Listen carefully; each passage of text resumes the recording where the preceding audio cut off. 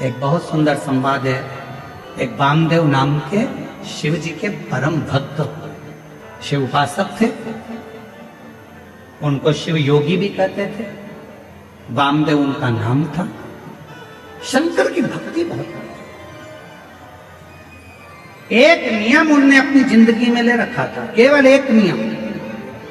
और आपसे भी निवेदन है, अगर शंकर जी के मंदिर में आप जाते हो, रोज प्रतिदिन भगवान शिव के मंदिर में जाते हो, शंकर जी के मंदिर में दर्शन करने जाते हो, शंकर जी के मंदिर में एक लोटा जल चढ़ाने जाते हो, शिव जी के मंदिर में यदि आप प्रतिदिन जाते हो, तो मेरा एक निवेदन आप सबसे है कि शंकर जी के मंदिर की कोई एक सेवा आप खुद अपने पास में रखो। मंदिर में जाऊंगी, झाड़ू लगाऊंगी। मंदिर में जाऊंगी, जितना निर्माल्य पड़ा होगा उसको उठाकर एक कोने में रख दूंगी, बाद में विसर्जन कर दूंगी। मंदिर में जाऊंगी, किसी ने दिए लगा कर रखे होंगे, उन दियों को जब वो ठंडे हो जाएंगे उठाकर एक कोने में रखी होंगी। मंदिर में जाऊंगी, मंदिर के जितने लोटे हैं, बर्तन हैं, उनको मैं साफ कर दूंगी। मंदिर में जाऊंगी, बेलपत्र ले जाकर मंदिर में रख दूंगी, बाबा को चढ़ जाएगा। मंदिर में जाऊंगी, कहीं जाले लग रहे होंगे, झाड़ू उठाऊंगी, उस जाले को मैं साफ कर दूंगी, जिससे मेरी जिंदगी के सारे जाले समाप्त हो जाएं और मेरी जिंदगी भी अच्छी हो। एक नियम। जब हम हमारी जिंदगी में कोई एक नियम धारण करते हैं तो देवादिदेव महादेव हमारी ओर अग्रसर होकर आते जाएंगे। वामदेव एक ऐसे शंकर भगवान के भक्त हुए, शिव के उपासक हुए, जिन्होंने शंकर भगवान पर ना जल चढ़ाया, ना शंकर भगवान पर बेल चढ़ाया, ना शंकर भगवान को प्रसाद चढ़ाया, ना शंकर भगवान को कोई वस्तु चढ़ाई। उस वामदेव शिव भक्त ने अगर कुछ चढ़ाया तो शंकर जी को रोज प्रतिदिन भस्म तैयार कर कर शिव जी को भस्म चढ़ाए। प्रतिदिन भस्म चढ़ाए, प्रतिदिन प्रतिदिन। आप सबको मालूम है ना भस्म कैसे बनाई जाती है? भस्म का नियम क्या है? अलोनी गोबरी। अलोनी गोबरी किसको कहते हैं? कंडा किसको कहते हैं? एक होता है गाय का गोबर लाए, हाथ से ऐसे ऐसे थाप कर उसका कंडा बना दिया, गोबरी बना दिया। ठीक है? वो नहीं, गाय ने देसी जो हमारी वेद लक्षणा गाय होती है, देसी गाय होती है, उसका जो गोबर गिरता है वो गोबर अपने आप सूख जाए, वैसा कि वैसा ही, उसको हाथ लगाकर थापा ना जाए, सूख जाए। ऐसे ऐसे गोबर जंगल में बहुत मिल जाए।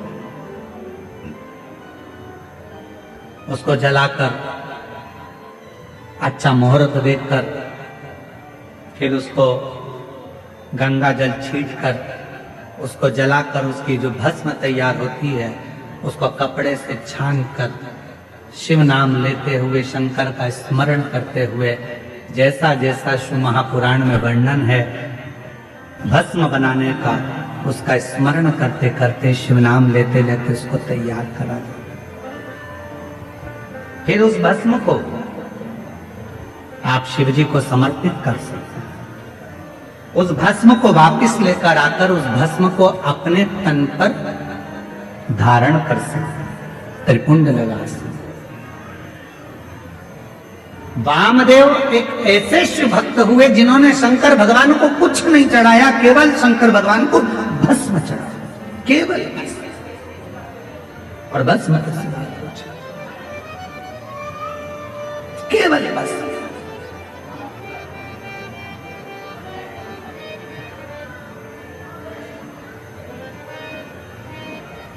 एक दिन क्रौंचारण्य पर्वत के नजदीक में क्रौंचारण्य वन में वो भ्रमण कर रहे थे।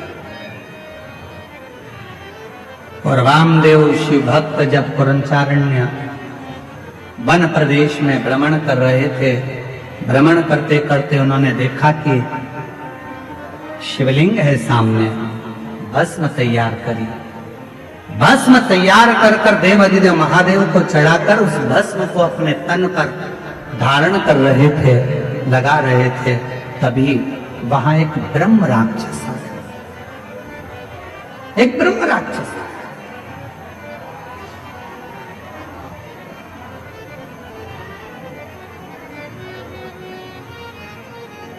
और एक ब्रह्म राक्षस उसी समय पर आया और जैसे ही ब्रह्म राक्षस आया, उस राक्षस बहुत दिन का भूखा था, उसको कोई भोजन नहीं मिला। वामदेव को देखा तो बड़ा प्रसन्न हुआ कि आज बहुत दिन के बाद मुझे भोजन प्राप्त हुआ, आज बहुत दिनों के बाद मुझे भोजन मिला है, आज मैं इस भोजन को ग्रहण करूंगा, आज बहुत दिनों के बाद मुझे प्राप्त हुआ। और ब्रह्म राक्षस थोड़ी देर तक तो देखा और देखने के बाद ब्रह्म राक्षस ने वामदेव को खाने के लिए उनके हाथ का स्पर्श कर दिया।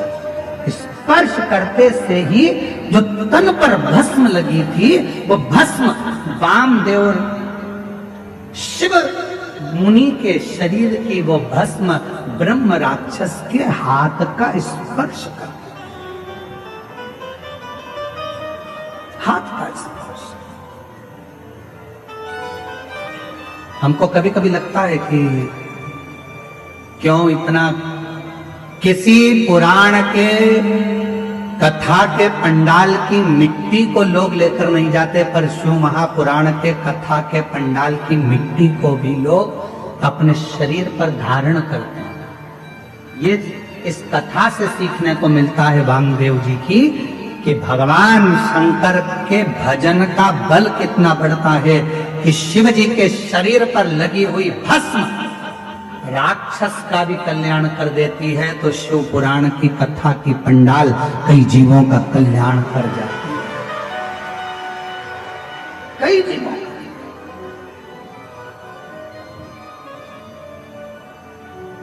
कई जीवों का उद्धार कर। और जो जैसी भावना लाया वो वैसा ही फलया, नहीं खाली से लौटाया, वो मन ही मन हर्षाया। और कर दिया माला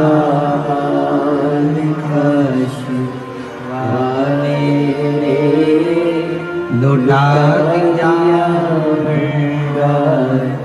काशी वाले, लुटा दिया भंडार काशी वाले, कर दिया माला काशी वाले। ब्रह्म राक्षस के शरीर से वो भस्म लगी, राक्षस का शरीर छूटा, एक सुंदर राजकुमार सा वेश उसने धारण कर लिया और राजकुमार सा वेश बनाकर, बड़ा सुंदर स्वरूप बनाकर, बड़ा सुंदर वेश बनाकर जब वो सामने आया, वामदेव शिव मुनि ने पूछा, तुम कौन हो, कहां से आए हो, क्या तुम्हारा नाम है? अभी तो तुम मुझे खाने वाले थे, तुम तो राक्षस हो और अब तुमने इतना सुंदर रूप रख लिया, कौन हो तुम?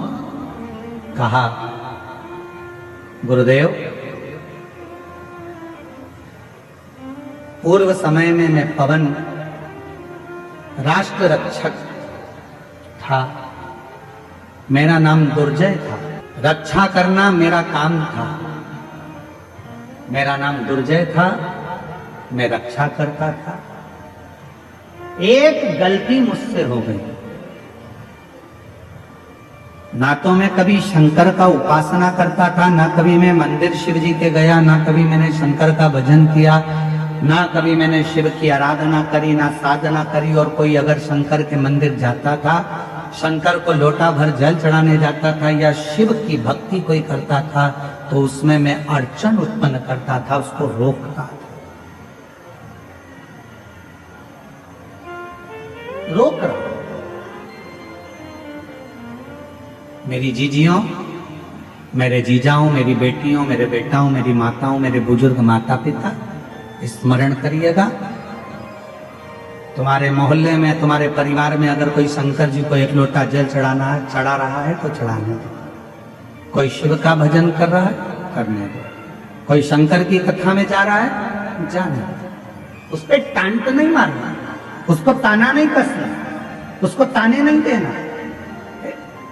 इस बहन ने क्या लिखा, इस बहन ने इस पत्र में लिखा ना कि मेरे जब 22 साल की लड़की मेरी चली गई तो लोगों ने ताना देना प्रारंभ करा। आप कहते हो कि शंकर के मंदिर जाओ, मैं शिव जी के मंदिर जाना चालू करी और मेरे गांव के लोग, मेरे मोहल्ले के लोग मुझे ताना देने लगे। बताओ, 22 साल की लड़की चली गई और ये मंदिर जा रही है, शंकर के मंदिर में जल चढ़ाने जा रही है। निवेदन है, कोई ताना मत दीजिए, कोई अपशब्द मत कहिए। क्यों? तुम तो ताना दोगे, पर उस ताने का जवाब जो दुखी है वो कभी नहीं देता। उस ताने का जवाब तो जिसका वो भजन करती है वो देता। गांव के लोग कहते थे 50 वर्ष की अवस्था होने वाली है, क्या क्या औलाद होगी? क्या वो 22 साल की लड़की वापिस आएगी? पर उसके यहां देर है, अंधेर नहीं। और वो जब कृपा करता है तो छप्पर फाड़ कर दे देता है। जब क्या हो सकता है, क्या दे सकता है? मेरा नाम दुर्जय था, ब्रह्म राक्षस कह रहा है मेरा नाम दुर्जय था। कोई मंदिर जाता था तो ताने देता था, कोई भगवान के भजन में जाता था तो उसको ताने देता था। मंदिर जाने के लिए मैं उनको रोक लेता था, कह देता था क्या करोगे मंदिर जाकर, क्या रखा है शिव पुराण में, क्या करोगे शंकर की कथा सुनकर। ऐसे तो बहुत आते बहुत जाते, दिन रात मैं शंकर की निंदा, मंदिर की निंदा, शिव पुराण की निंदा, शंकर के भक्त की निंदा दिन भर करता था। आखिरी में मेरे शरीर में एक रोग लग गया और वो रोग इतना बढ़ता चले गया। एक रोग के साथ दूसरा रोग लग गया, दूसरे रोग के साथ तीसरा रोग लग गया। जो शिव की निंदा करता है, भगवान शंकर या भगवान शंकर के भक्त की अगर कोई निंदा करता है, शिव महापुराण की कोई निंदा करता है, आखिरी का उसका शरीर बहुत बेकार हो जाता है। शरीर इतना बुरा हो जाता है कि घर के लोग भगवान से प्रार्थना करते हैं कि इसको उठा लो, भुगत रहा है, अब उठा लीजिए, अब मत रखो इसको संसार। शिव निंदा, देव ऋषि नारद ने शंकर भगवान की निंदा करी, बंदर का मुख लगा। भगवान विष्णु ने शंकर जी की निंदा श्रवण करी, घोड़े का मुंह लगा। हाईगिव अवतार हुआ। शिव की निंदा जो करता है आखिरी में उसको भोगना पड़ता ही है, भोगना ही पड़ता है। आप कथा में नहीं जा सकते, मत जाओ, पर किसी को ये मत कहो कि शिव पुराण सुनकर क्या करोगे, क्यों इनके चक्कर में पड़े हो, क्यों क्या करना, शंकर जी की कथा से क्या मतलब है, काय को जा रहे हो, क्या मतलब है, क्या रखा है शिव पुराण में, क्यों शंकर जी के मंदिर में एक लोटा जल चढ़ाना। शिव की निंदा करने वाले की गति आखिरी में ऐसी हो जाती है, ये हम नहीं कह रहे, ये दुर्जय की कथा, वामदेव मुनि की कथा कह रही है। दुर्जय कह रहा है कि मैंने केवल एक काम करा, जो शिवालय जाता था उसको ताने देता था, जो कथा सुनता था उसको अपशब्द कहता था, लोगों को मंदिर देवालय शिवालय से दूर करता था, लोगों के हृदय में भगवान के प्रति बैर उत्पन्न करता था। मेरे शरीर में एक रोग हो गया, वो रोग ने मुझे घेर लिया, आखिरी में वो रोग बढ़ता चले गया और मेरे प्राण छूट गए, मर गए। सारे भोग भोगे मैंने, जितने नरक में सब भोगे मैंने, आखिरी में भी नरक कम पड़ गए मेरे भोग भुगताने में। तो मुझे राक्षस बनाकर जन्म दे दिया और राक्षस बनकर मैं फिरता रहा। जब मैं राक्षस बनकर नीचे आ रहा था, उसी समय पर मुझे शंकर का गण नंदी मिला और नंदी से मैंने पूछा कि मुझसे बहुत बड़ी गलती हो गई, मेरा प्रायश्चित क्या होगा, मेरा शरीर कैसे छूटेगा, मैं इस राक्षस की योनि से कैसे छूटूंगा। तो नंदी ने कहा था, यदि कोई शंकर का भक्त तन पर भस्म धारण कर कर जा रहा होगा, उसकी भस्म तेरे शरीर से लगेगी और उसी पल तुम मुक्त हो जाएगा, इसी पल मुक्त। हमसे लोग कहते हैं गुरुजी शिव महापुराण की कथा के पंडाल में जो लोग आते हैं वहां की मिट्टी को सिर से लगाते हैं, किसी को बीमारी होती है तो वहां लगा लेते हैं, आखिर इस मिट्टी में ऐसा है क्या? हम निवेदन करते हैं इस मिट्टी में कुछ नहीं है, पर इस मिट्टी में इतना जरूर है। इतने शिव भक्त एक साथ बैठकर जब अखंड जाप श्री शिवाय नमस्तुभ्यम बोलते हैं और भगवान की कथा का रस तत्व ग्रहण करते हैं तो वो मिट्टी भी चंदन बन जाती है, भस्म बन जाती है, तो वो जीव का कल्याण कर जाती है।